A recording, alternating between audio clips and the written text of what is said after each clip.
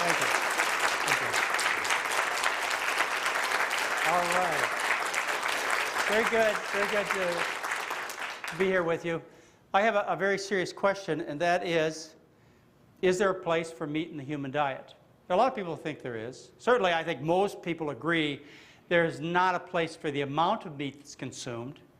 But there are people who ask the question, and legitimately so, should there be a little meat in the human diet?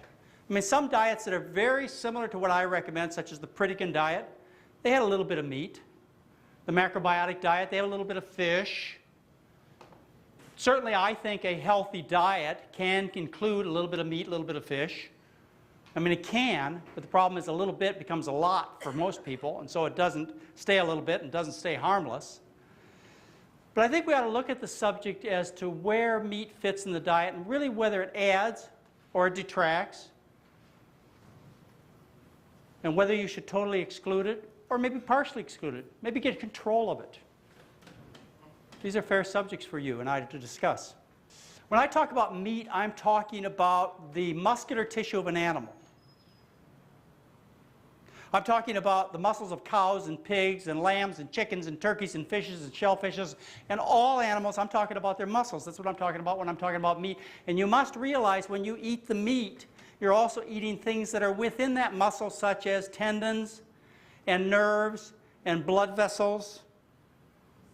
That was one of the most disgusting things when I was growing up. My mother would make a big roast beef on Sunday, and you'd take a slice and this blood vessel would pop up. And even then I'd go, yuck. It was not appealing. And then there are organ meats, such as liver, which I could never stand, kidneys, thymus, pancreas, testicles, intestines. And then we have specialty meats like brains and cheeks and tongues and tails and hearts and lungs and the bone marrow of animals. And of course, when you put those all together, what do you have? A hot dog, right, a hot dog. That's a specialty meat. In Britain, they call these specialty meats, they call them offal, spelled O-F-F-A-L, but you know what it sounds like. Offal, yes. The muscles of animals are very similar. Let me take a case in point. Let's talk about the cholesterol content of various muscles so you can see the similarity. If you look at the cholesterol content of 3.5 ounces of beef, it's 85 milligrams, lamb 82, pork 90, veal 88, skinned white chicken, 85 milligrams of cholesterol, just like beef. Turkey, 83 milligrams, mackerel 75, perch, 115 milligrams of cholesterol. They're all virtually the same. Muscles are all made of fat and protein, no carbohydrate, no dietary fiber. They all have very similar nutritional characteristics. So as a consequence, those of you who are health-minded, who switch from red muscle to white muscle, and you're surprised because you don't get healthier, will realize you made no change at all. Nothing significant and worthwhile. In fact, there have been multiple studies, and they all show the same thing.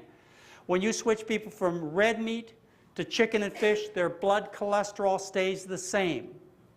So if you think you're incurably ill, think again. You're just missing vital information. I love Bizarro. He had this interesting cartoon. It says, I'll have the cruelly tortured for its entire life, kept alive with drugs, slaughtered inhumanely, processed unsanitarily, and cooked at very high temperatures to kill the salmonella sandwich. And she says, fries with that? Now that's funny, isn't it? That's funny. Why is that funny? Because we all know that's true. If we didn't know that was true, then it wouldn't be funny. We all know these things. We all know there are serious problems with consuming meat, don't we? Let's just quickly review what some of those problems are. Meat is high calorie, which promotes obesity, diabetes, heart disease, and cancer. It's high in fat, which promotes obesity, cancer, and diabetes. Remember, this is an artificial dissection of the characteristics of meat. It's not just the cholesterol in meat or the fat in meat that gives you heart disease. It's all the characteristics that rot your arteries. So by separating these things, I'm just making an artificial situation. But that's kind of the way people look at things. And it's not good because often what folks will do, particularly in the food industry, is they'll try and make you a low-fat version of something unhealthy. Well, it's still something unhealthy because it has all of the other negative qualities associated with it. It's high in saturated fat. That's the kind that rots your arteries, gives you strokes and heart attacks. It's high in protein, which causes kidney damage, osteoporosis, and kidney stones. And along with being high in protein, it's also high in acid. That's right. That's because of all those sulfur-containing amino acids and all those amino acids, which gives you acid, which takes and dissolves your bones. Let's take a look at the acid load that you find in meats. Now, this is an important subject. There's actually a calculation done. It's called the renal acid load.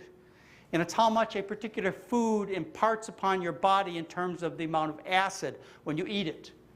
The renal acid load of beef is 6.3, chicken 7.1, fish 9.3, and cheddar cheese 10, the highest acid load that you get. Now, there are a couple of vegetable foods that give you a minor amount of acid. These would be your legumes, like beans, peas, and lentils, and also your grains. They give you a little bit of acid.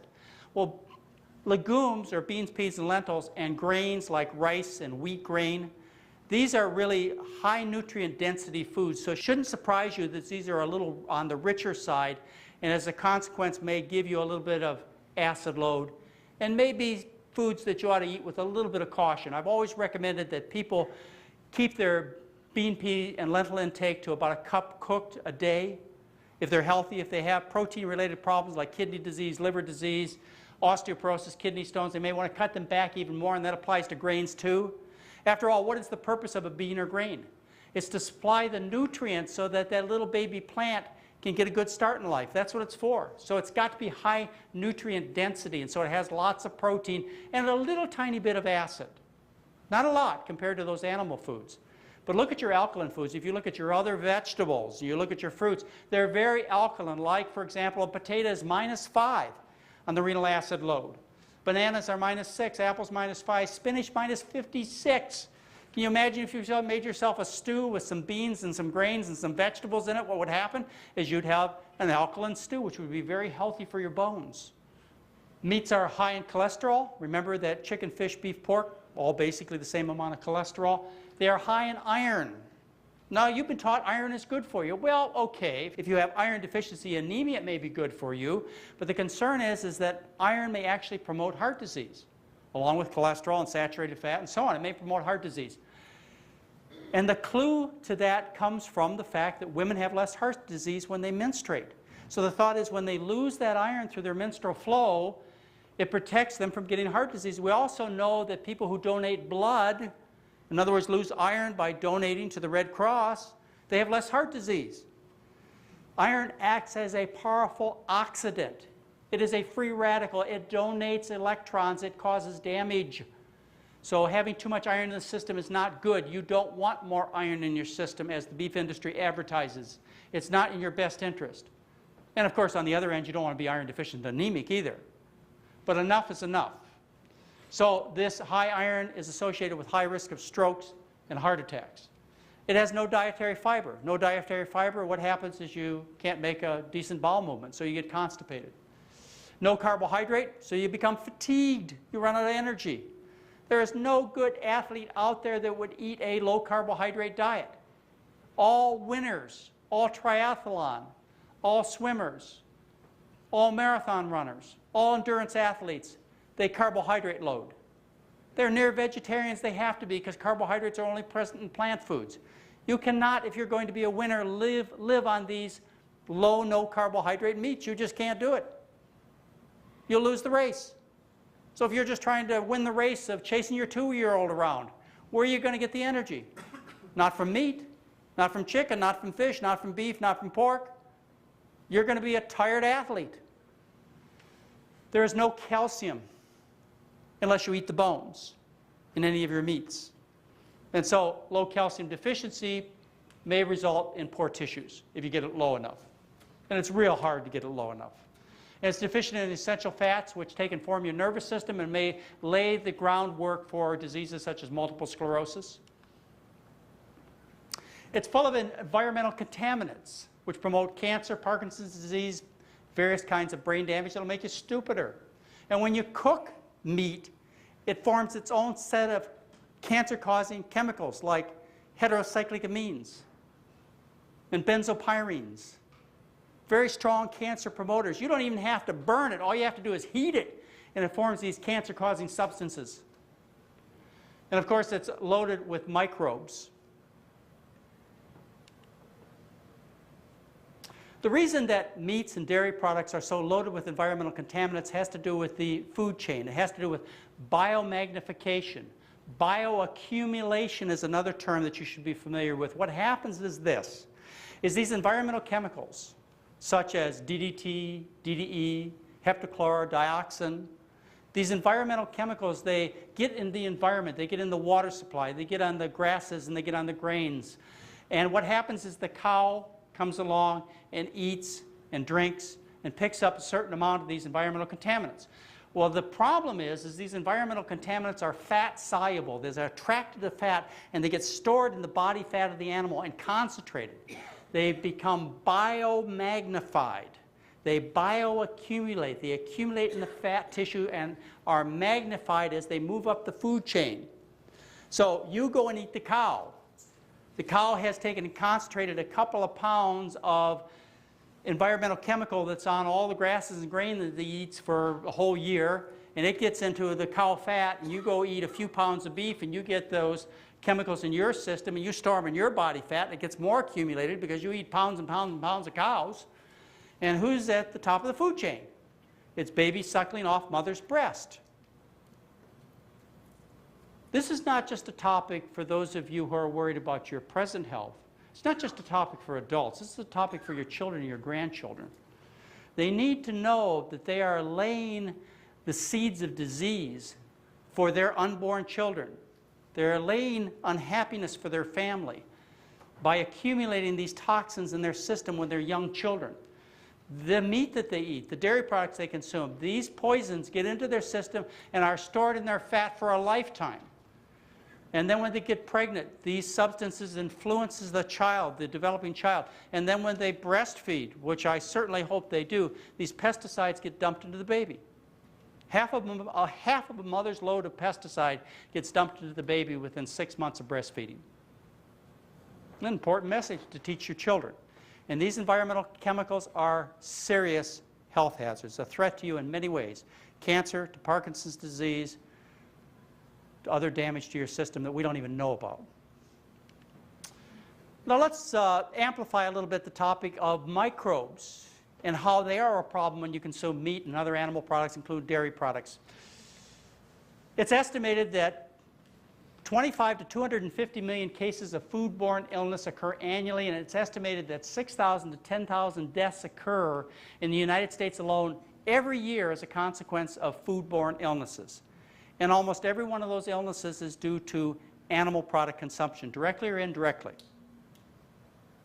Can you imagine if there were 6,000 cases of mad cow in this country every year? I mean, people would never touch beef, would they?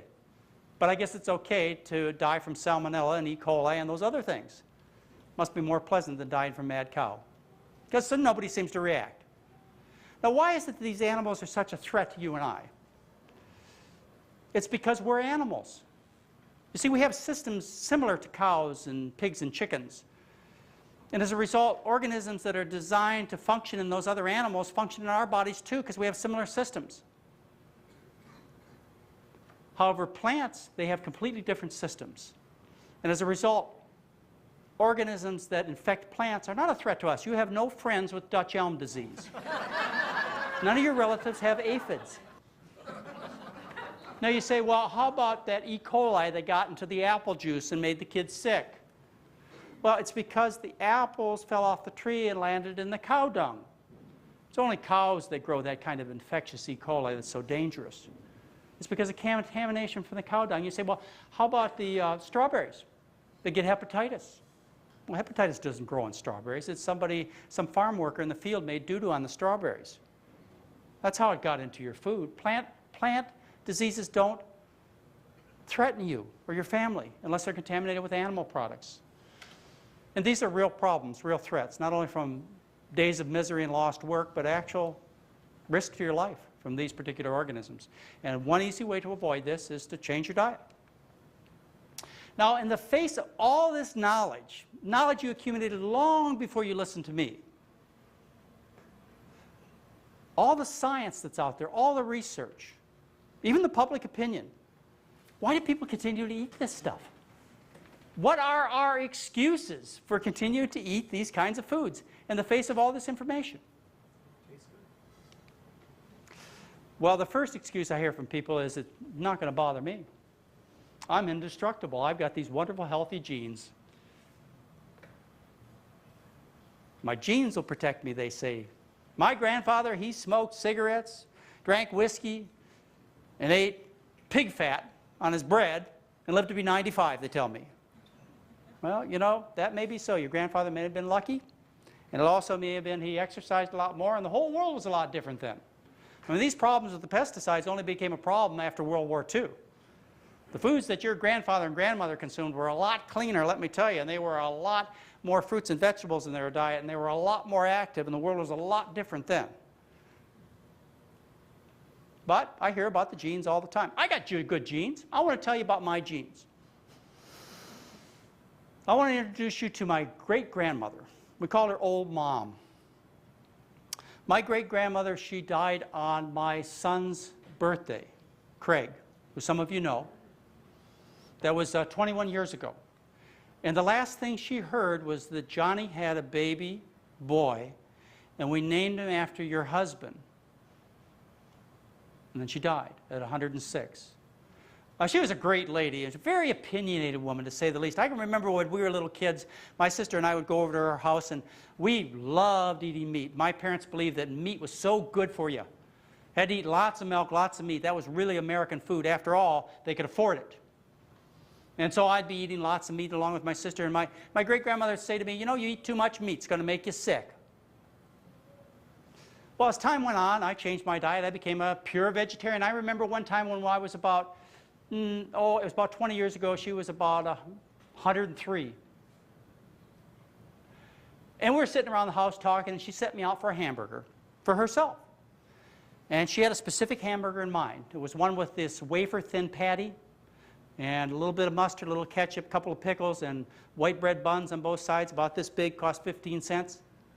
So I brought it back to her, gave it to her, she opened it up, she cut it in quarters, picked up a quarter, shook it in my face, and said, you know, you eat a little more meat, you'd be a little healthier. And then she proceeded to eat 2 quarters, and she put the rest away for later. She was a moderate person. She drank wine on Christmas. She ate a little bit of everything. She lived to be 106 because she was moderate. I'm not moderate. I do everything with great lust, great enthusiasm. I know this about myself. I'm not going to change my personality. That's the way I am. But what I've been able to do is I've been able to focus this enthusiasm, this energy of mine on good things, instead of destructive things, what I used to do. And many of you here are the same way. If you have that kind of lust and enthusiasm for life, focus it on good things, not destructive things. If you happen to be like Old Mom, yeah, you're probably going to make it to 100 and some. But by the way, she could have been healthier. She had severe osteoporosis and broken hips. So she could have been healthier. She could have had a better life. Now, that was on my mother's side of the family. On my father's side of the family, we had Old Pop. We're not very original in names, I know. But we called him Old Pop. And he was born on my birthday. Excuse me, I was born on his birthday. And that was very important to him. I was his favorite grandson. And Old Pop, as long as I could remember, he would have bacon and eggs for breakfast, and he would have meatballs and onions for dinner. And he lived to be 87 years old. But he lived in misery. The last 15 years of his life, he couldn't walk 15 feet because the arteries in his legs were so closed up, they just got a trickle of blood to his feet. He didn't say he was overweight. You see his picture. He didn't think he was overweight. He said he had a sway back. Well, I would disagree. He had all kinds of significant health problems, and he could have enjoyed a better life if he would have taken better care of himself. Yeah, he did survive, but certainly not ideally. So I want you to know I got genes. For those of you who know me and have heard my history, you know that they didn't protect me. At age 18, I had a massive stroke. At age 22, I had major abdominal surgery because of severe intestinal problems. And at age 24, my mother called me fat. So I was destined to be dead in my mid-30s. except for the fact that I was fortunate enough to understand what good things I should focus my attention on. And you can do the same. Now, the other excuse I have about why people eat meat is it tastes good. Life wouldn't be worth living if I couldn't have my meat, people tell me. Well, what I challenge you with is the fact that meat really doesn't taste good. It's basically yellow and brown food that's tasteless or somewhat disgusting tasting. Maybe has a greasy flavor to it. Fruits and vegetables, by the way, are very interesting. They have more color, flavor, texture, and aroma than any other meal plan that you could possibly design, compared to meats which are brown and yellow. Yucky looking. How many of you serve boiled chicken to your best friend for dinner? Huh? Or maybe even grilled beef with nothing on it? I don't think so. How do you make these meats taste good? You load them with sauces. Yes, salt, that's one thing. That's what I used to do. My dad taught me a good steak. This is how you cook a good steak. You take a box of salt and you pour it on one side over the barbecue and let it soak into the meat, and then turn it over to the other side and pour the other half a box on the other side and turn it over and cook it, and that's a good steak. That's how you got the flavor. The salt, of course. The salt, the tip of the tongue tastes with pleasure, salt. But you can also load it up with sauces that are full of salt and sugar and spices, like ketchup or steak sauce, barbecue sauce, sweet and sour sauce. That's how you make meat taste good. That's the only way you can get it down. It doesn't taste good. We're told we need to eat meat because we have to have it for protein, for essential amino acids, for iron, for zinc. But the scientific literature says that's not true. And after all, you can grow vegetarian people. There are many of them with no meat in their diet. There have been millions and millions of vegetarians that walk this earth. They've survived without meat.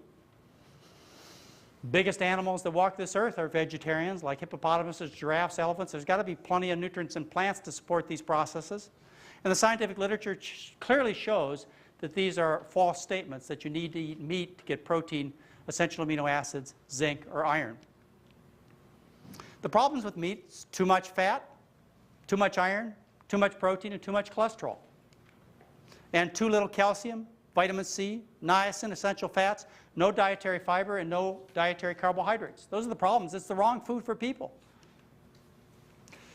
Now, one last excuse that people give as to why you need to eat meat.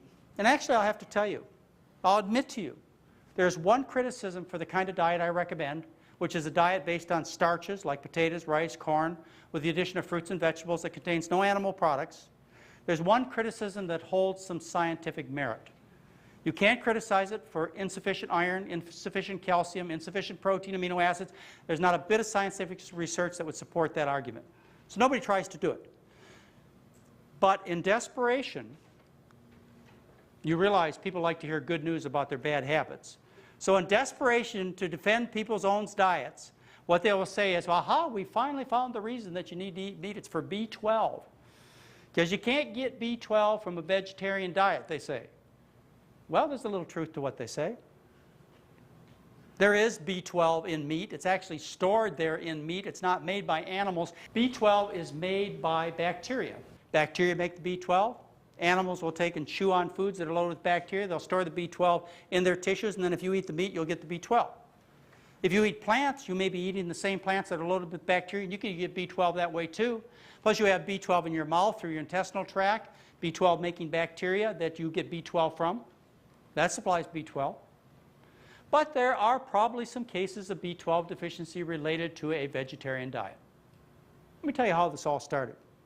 Back in the late 40s, they discovered a disease called pernicious anemia. Pernicious anemia resulted in B12 deficiency. They found out that they were getting this B12 deficiency problem also when they took and they cut people's stomachs out. Back in those days, they figured that ulcer disease was due to too much acid production, due to being neurotic or emotionally stressed out, and so they cut part of your acid-producing stomach out. Well, when they did that, they also cut out a section of the stomach that made something called intrinsic factor. Intrinsic factor combines with B12 so B12 can be absorbed later on in the small intestine. So once they started cutting stomachs out, they found the last discovered vitamin, which was B12. And then they asked, well, where does B12 come from? Well, they found out it was made by bacteria, but it was also found in large quantities in meat. And then they said, well, there must be a whole bunch of B12 deficiency in vegetarians, so let's go look for it.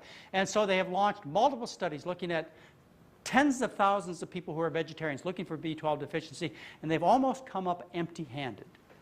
If I was going to review the literature, and there's some criticism of even these studies, but let's just say, for argument's sake, that there are 6, maybe 20 cases of B12 deficiency described in the world literature. There certainly aren't very many, but they get attention. For example, if somebody develops B12 deficiency, it will hit the major medical journals. It'll be accepted in the best medical journals in the world, and it'll hit major headlines all across the country. Vegetarian, somebody who gives up your favorite food's meat, develops B12 deficiency. May not even be a serious problem, but the fact that they developed a disease from not eating your favorite foods, it gets headlines because people like to hear good news about their bad habits. I'm not exaggerating. So there are very, very few cases of B12 deficiency, but I wouldn't want anybody to become B12 deficient. So ever since I started recommending this kind of healthy diet, I recommend it in all my books, all my DVDs, videos, and so on. If you're going to follow this diet for more than 3 years, it takes about 20 years to run out of your B12 stores, so I want to be conservative, more than 3 years, or if you're pregnant or nursing a baby, you're to add a non-animal source of B12 to your diet. You can buy a supplemental B12 pill in the store, in the natural food store, and take that. You solve the risk, solve the problem. Now you might ask me, why would there be any kind of deficiency in a diet that I think is so perfect for people, that people are so well designed for? And that's a good question. And the answer is, remember, B12 is made by bacteria. In our modern society, we live in a very hygienic way. We wash everything. We put antiseptics on our kitchen counters. We take antibiotics. We kill all the friendly bacteria. Louis Pasteur discovered bacteria and wrote about the effect of bacteria on human disease. But he didn't consider all bacteria harmful and enemies as we've decided to make them. He understood even back then that bacteria were necessary for human health. So when we live in an environment that eliminates, eradicates helpful bacteria, we can get into some problems. Throughout most of human history, we've been living with our cows, our pigs, our chickens, and all the bacteria that they seem to give us, all the helpful, friendly bacteria. And so that's where I believe we got all our B12. I believe we live in an unnatural environment today that's just too clean. As a result, your risk of B12 deficiency is about 1 in a million. And it's a mild problem. It's an anemia that's well tolerated and easily reversible. And it could also be a neurologic problem, like tingling or loss of sensation, which is reversible until late stages. Now compare that risk of giving up meat totally, compare that risk to the risk of eating meat without reservation like most people in Western society do. A 1 in 2 chance of dropping dead of a heart attack, a 1 in 8 chance of getting breast cancer, a 60% chance of being obese. I mean, really, the magnitude of risk is drastically different, wouldn't you say? So if you're going to make an error, I'd certainly make the error in the direction of B12 deficiency. Let's talk about one of the biggest concerns that people have when they go on a meat-free diet. When they give up meat, what they worry about most, you ask your friends, you tell them you're going to become a vegetarian. What's their response going to be? Where are you going to get your protein? Where are you going to get your protein? Well, let me give you a brief history about protein, about the passion, the social bigotry, the rats, and eventually enlightenment that has come about concerning our protein needs. Have you ever wondered where the need for protein came from? How that was established? The need for protein was established in the 1800s, and it was established by various scientists. For example, a guy named Carl Voigt from Germany, he developed what is known as the Voigt standard for protein. Or Charles Atwater from the United States. Various investigators, respected scientists in those days, what they did is they determined how much protein people needed, and they did it in a very interesting way. What they did is they looked at populations of people, and they made this assumption. Those people who could afford a choice in diet are going to make the right choice.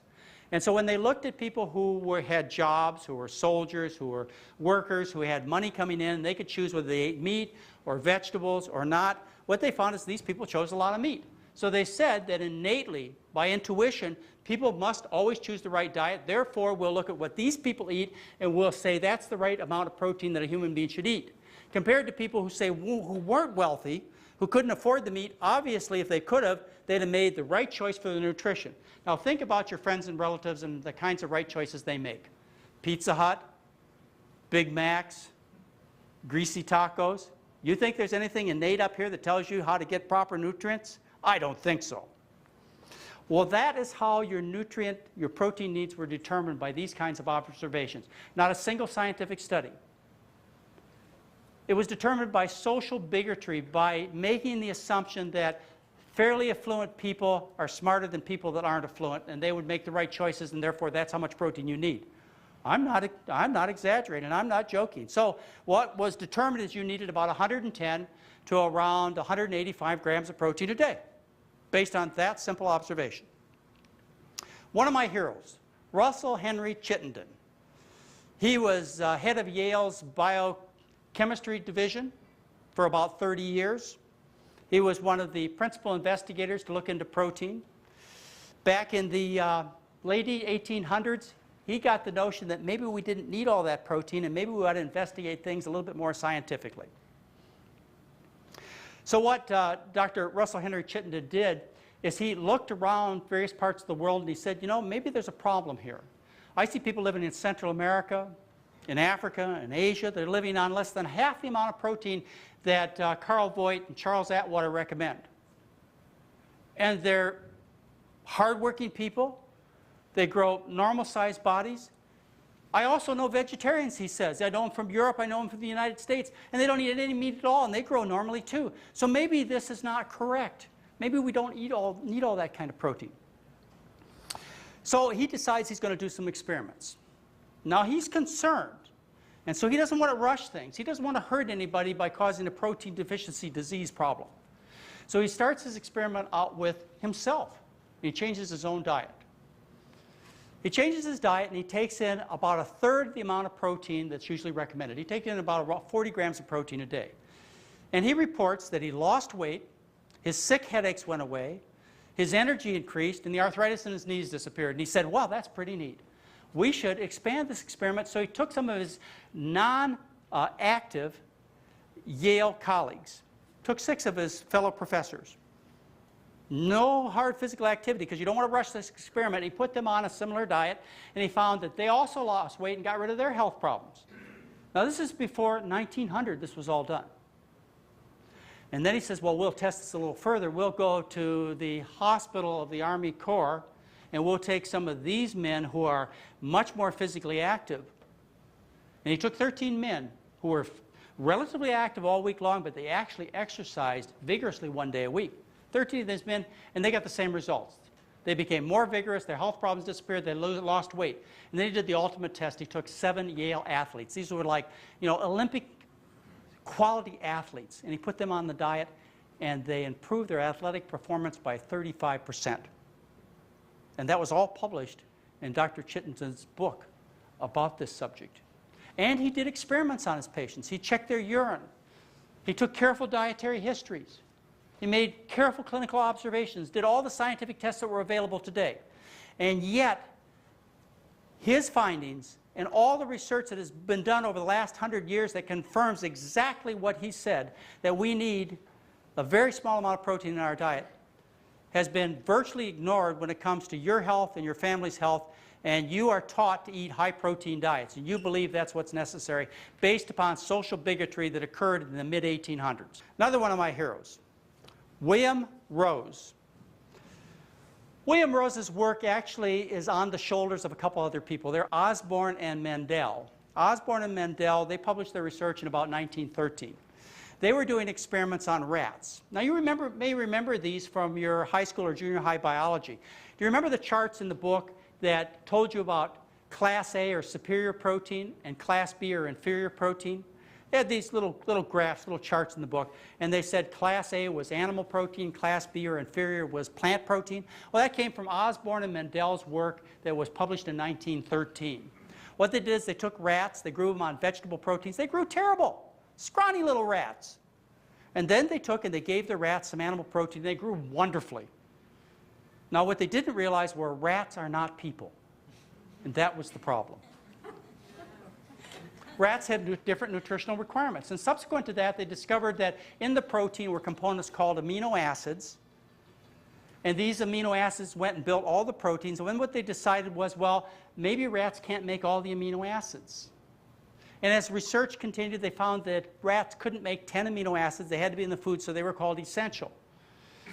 Then William Rose, he took over that rat research in the 30s, and he found the last 2 amino acids.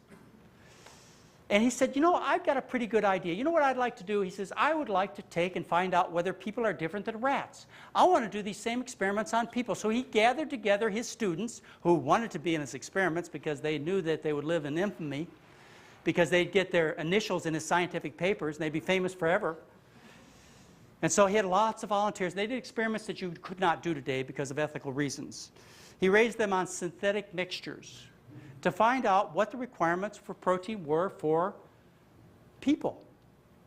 And what he found out was that people required very little protein. And he found out that actually people could make 12 of the amino acids, so they were called unessential. We only needed 8. We were 2 better than a rat. We only had 8 essential amino acids in our food. William Rose published 17 papers in the biochemical literature that are considered classic papers to this day. He's one of the most famous researchers on protein research that has ever existed. And he clearly showed in his research that all plant foods, all starches and vegetables, will supply in excess all of the amino acids that we need, all the protein needs that we have. And that was published in the early 1950s. Now, you would think that would settle it, but it really hasn't. There was an interesting paper published in October of 2001, a long overdue paper. It was published by the Nutrition Committee of the American Heart Association. They published a paper on how dangerous high-protein diets are. They talked about the Atkins diet. They would talk about the South Beach diet if it was around then, because that fits into the discussion. They talked about the Sugar Busters diet and the Zone diet, and they said these diets, they don't result in long-term weight loss. These kinds of diets, they're dangerous to your bones and to your kidneys. They will raise your cholesterol and promote artery disease. They said all of that. But they said something else that was kind of interesting, that really got my attention. They said plant foods do not contain all the amino acids. Yes. And that's not true. And I wrote them a letter and I explained to them about William Rose's research and the other research that has been done over the last 50 to 100 years that confirms that plants are complete in their supply of nutrients, especially proteins and amino acids. And I sent them the scientific research, and my letter got published in the American Heart Association journal Circulation. Now, they weren't particularly happy about what I had to say, but to this date, they have not been able to deny the scientific facts. But unfortunately, the American Heart Association, as well, most likely your doctor, your nutritional consultant, counselor, your nutritional counselor, they are recommending that you eat lots of meat and lots of protein to get all your amino acids in your protein. Now, why is this important that this kind of information gets straightened out? The American Heart Association starts telling you the truth about this. It's because it really affects your personal life, your daily life. Say, for example, your spouse had a heart attack.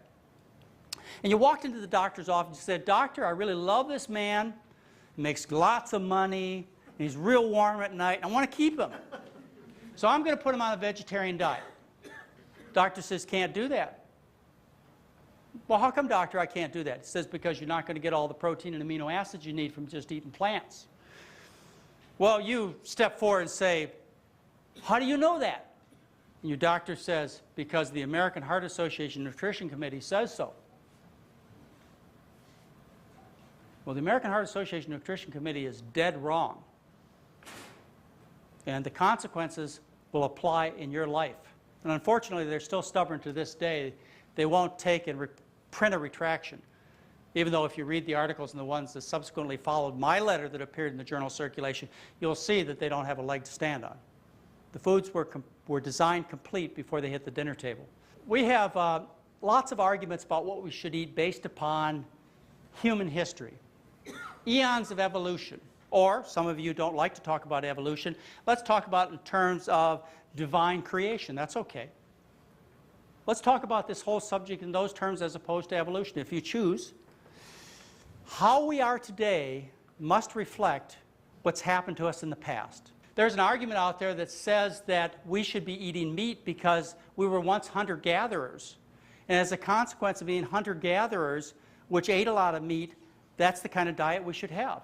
But the hunter-gatherer time in our history was just a short period of time. It was maybe 250,000 years ago up until about 25,000 years ago.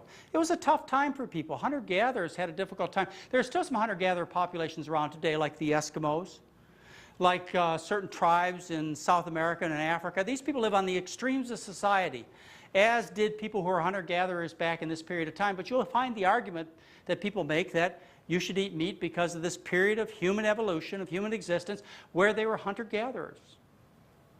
Well, hunter-gatherer period of time was not a very successful time.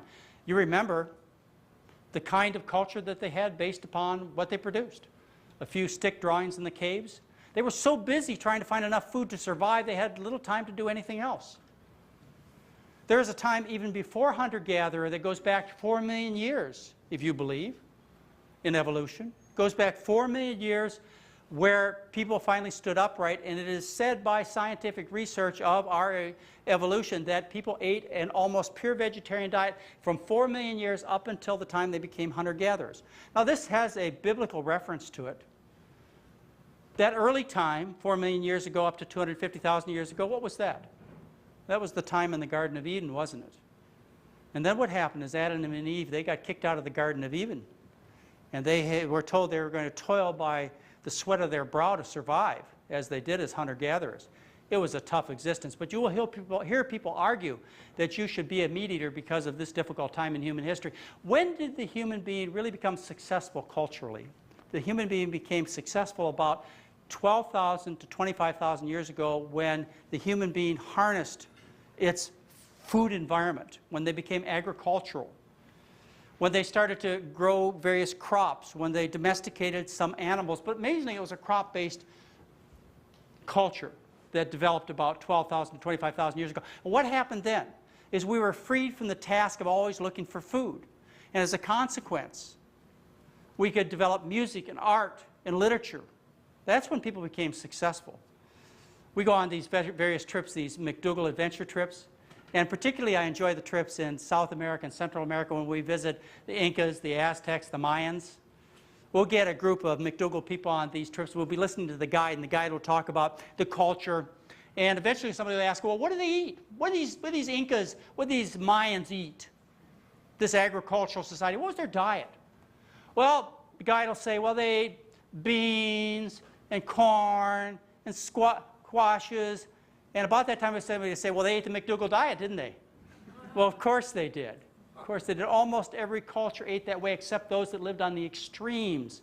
The hunter-gatherers, like, of course, your Eskimos, the people who live far away in a very difficult environment.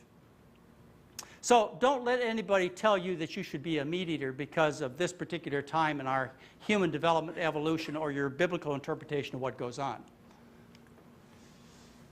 Let's take a look at our closest ancestors. Let's take a look at the chimpanzee. The Wayne State University researchers tell us that humans are only slightly remodeled chimpanzee-like apes. There's only a few genes different. So maybe the chimpanzee gives an indication of how we should eat. Well, the chimpanzees and other apes are essentially vegetarians. They eat fruits and leaves and flowers and bark, and yes, they do eat some animal product. They'll take a little twig and they'll try and get some termites out of the wood and they'll eat those. Or another thing they do is they'll go out and they'll catch small animals. But people have studied this kind of social behavior in these primates like the chimpanzee, and they don't catch those little animals for nutritional requirements. They catch them for status. The male chimpanzee goes out and catches the little animal and brings it back to the female, and guess what he gets?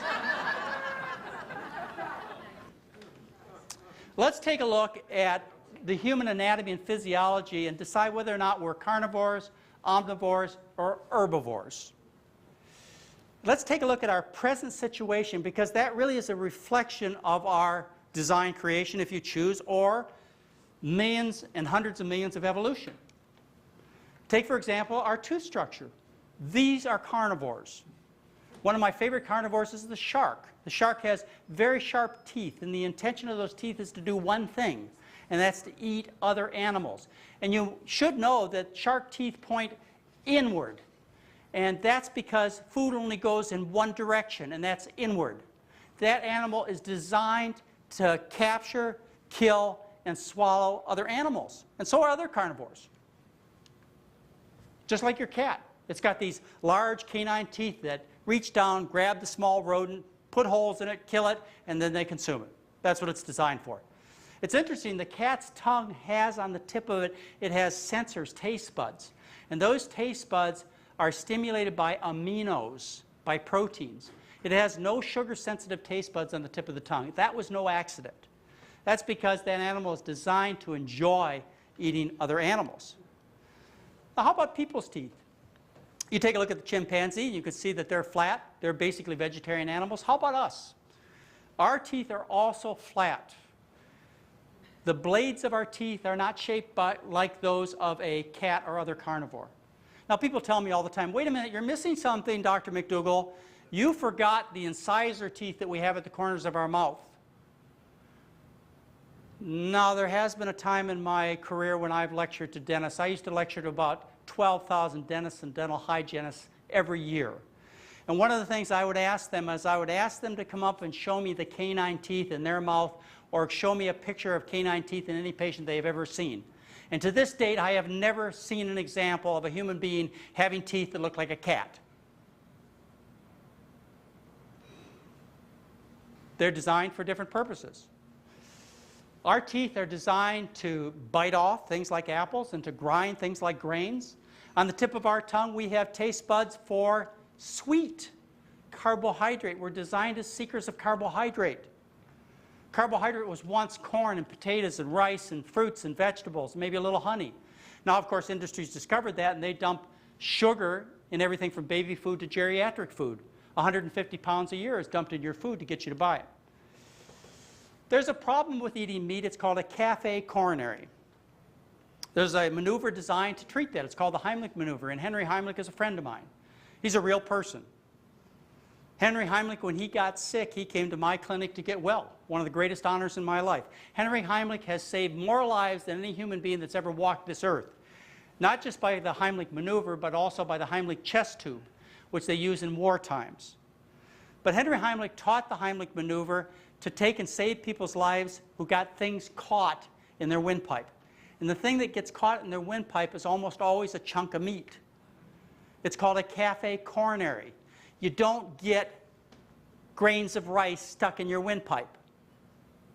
Why does it get stuck in the windpipe? Because we're not designed to swallow those kinds of things, and as a result, they get stuck and people die. My mother didn't understand that when I was a little kid. When I was a little kid, I had to eat my meat before I could get up and leave the dinner table.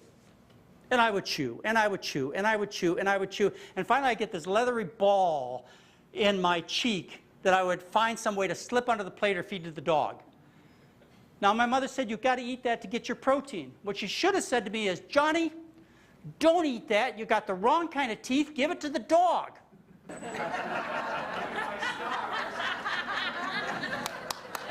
As you go through the intestinal tract, you find some other interesting things. We have a very low acid content in our stomach. A carnivore has a very high acid content, which the purpose is to digest all that protein. We have a liver with a limited capacity to metabolize cholesterol. And as a result, when we eat too much cholesterol, it backs up in the systems, gets in the arteries, gets in our tissue, causes problems. A dog and a cat does not have a limited capacity. Their liver just cranks up when you eat that cholesterol, turns it into bile acids, and excretes it from the body. You can feed dogs and cats egg yolks, and they won't get hardening into the arteries because the liver just excretes it. So what's your conclusion? We were born with the wrong kind of liver, you say. No. We shouldn't eat like a dog and a cat. That's what you should say. When you look at our bowel, you see that we have a very long, complex bowel. The bowel of a carnivore like a cat is tubular without much change in structure. We have a lot of convolution. We have sacs that are typical of plant-eating animals. These sacculations occur in our large intestine. Only herbivorous animals have these kinds of sacculations. They're so that the food can further digest, because this is plant food that has to take and sit for a while in the intestine and be worked on by our enzymes and bacteria to fully digest it. That's why our intestine is designed that way. A cat needs to get that food in, get the nutrients absorbed, and get it out of the body quickly before it putrefies. There are different nutritional requirements that tell us what kind of diet we're supposed to be on. You see, we evolved in a certain environment, or were designed such, so that we wouldn't have wasteful things around. As a matter of fact, think about this. If you had enzymes that did certain jobs, and you didn't need those, keep those enzymes around because what needed to be done was right there present around you, you didn't have to make those things, why would you keep those enzymes? Or if you had to make things that weren't in your environment, you'd keep those systems, wouldn't you? Well, take a look at ascorbic acid. Ascorbic acid in a dog or a cat is called ascorbic acid. In people, it's called vitamin C. It's a vitamin. You can't make it. Vitamin C is only present in plants. Because we were always in an environment of plant foods, we didn't have to keep the enzyme systems that made ascorbic acid. We just get it from the plants. It was always there. Whereas dogs and cats, they had to keep a system to make ascorbic acid because they were basically meat eaters. So it goes with arachidonic acid. That is found in meat products. Animals like dogs and cats who are carnivores, they can't make arachidonic acid. We can make it out of linoleic acid, which is originally made by plants. So we just take linoleic acid and we turn it into arachidonic acid. We kept those systems. Why? Because we weren't always in a situation where we had a meat environment. So it is with certain amino acids that are essential for carnivores that aren't essential for us, because we can make these things. And they are present in meat. Here's a couple of interesting examples. How do we cool ourselves? And how does that fit in terms of whether or not we're herbivores or plant eaters, or whether or not we're meat eaters? And how do we drink water? I mean, think about that in terms of whether we're a carnivore or a plant eater.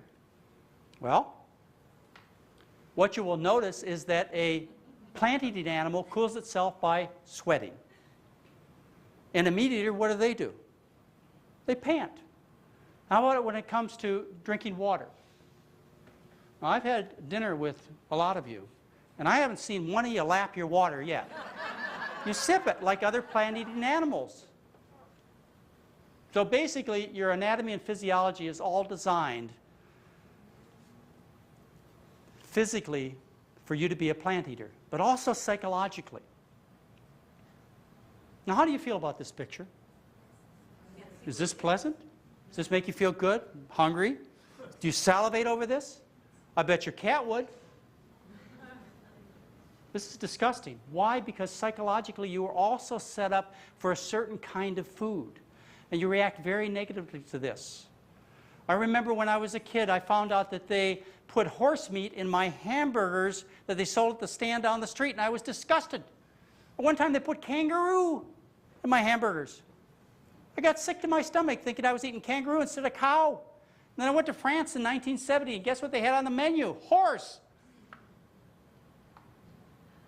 There are cultures that eat black dog and cats.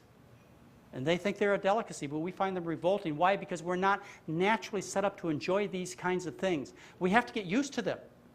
And generally we have to cover them up with all kinds of sauces to get them down. But that's different when it comes to plant foods. How do you react to this? This is appealing. That's because you're designed psychologically to find this enjoyable. This is not a mistake that this is pleasant. If I handed you a new fruit, this was done to me one time when I lived in Hawaii. Somebody brought me a star fruit. I'd never tried it. I didn't look at it with disgust. I said, oh, that looks interesting. I'll try it. And I loved it because I'm naturally designed to enjoy this kind of food. I told you women are attached to dairy. Well, how about men? They're attached to meat. You know, meat's a man thing. You know, it's bringing home the bacon. Meat's associated with hunting and killing, and that's a man thing. Butchering and power and aggression, those are men things, right? We're talking about virility and passion and potency and strength. Those are men things. Those are meat things. And it even gets carried away into aggressive behavior and violent personalities associated with meat, right? And those are man things. And as I mentioned, and would like to tell you again, men have trouble giving up meat.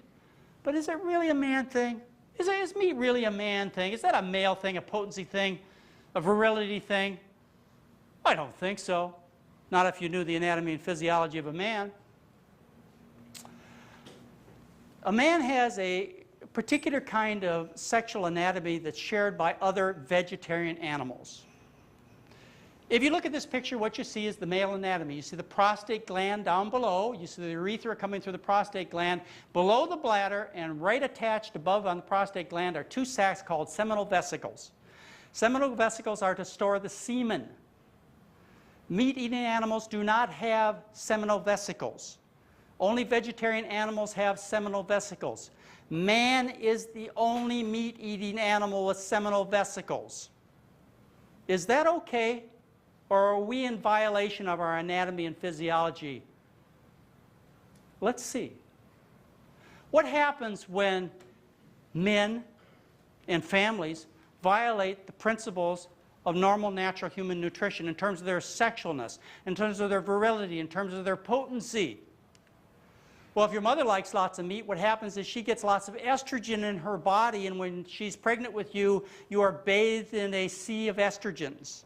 And as a consequence, the male ends up developing a smaller penis, tinier testicles, and the penis is often deformed, where the urethra, instead of emptying at the tip of the penis, empties at the base of the penis. This is called hypospadia. Also, a result is only one testicle descending. It's called cryptorchism, a congenital defect due to too much estrogen in the body, which is most commonly caused by your mother loving meat and other animal products. Now, the meat and the animal products come from these foods in themselves. They also come from, the estrogens come from environmental contaminants. And it's estimated that 89 to 99% of the environmental contaminants that you have in your body come from your food, and most of those, as we discussed, come from animal products. All right, so you're a male and you decide you want to eat lots of meat so you can be virile and potent. What do we find? Well, men who eat lots of meat have decreased ejaculate volume, low sperm count. Now that doesn't sound very potent to me. Shortened sperm life, poor sperm motility, genetic damage, and infertility from all of those hormones, those female hormones, and those environmental contaminants floating around in a male system. Studies have been done on sperm counts. Frozen sperm from 75 years ago, and they find men today have about 1/3 the amount of sperm they had 75 years ago. Organic farmers in the Netherlands, who are very careful about what they eat vegetable foods low in pesticides, have much higher sperm counts than the typical male who eats the Western diet. Are you kind of getting the idea here? This is not a real macho thing, guys. And then what happens if you continue that behavior? You develop lower testosterone levels. Testosterone is the male hormone that gives you sex drive, gives you secondary sexual characteristics, makes you a man. Well, they have measured the testosterone levels in people who eat various kinds of diets, and vegans, in other words, people who eat no animal products at all, no dairy at all, they have 13% more testosterone than meat eaters and 8% more testosterone than lacto-ovo vegetarians. So you don't even get all the male hormone you ought to have by eating this kind of high meat diet. And then as you age, other serious problems happen. You get erectile dysfunction. What happens is the man's penis becomes flaccid. Now, of course, we have an answer for that these days. But this is a serious problem, erectile dysfunction, not just physically, but also psychologically. And it's not because men lose interest in women. I know that. You know, I'm 57 years old, and I can tell you it hasn't happened to me yet. I remember one time I asked my dad, he was about 78 years old, I said, Dad, you know, all I do is I just think about women all the time, I think about sex all the time, and I can't get my work done. Dad, I said, when am I going to stop thinking about sex all the time? He said to me, son, He says, you're going to have to ask somebody older than me.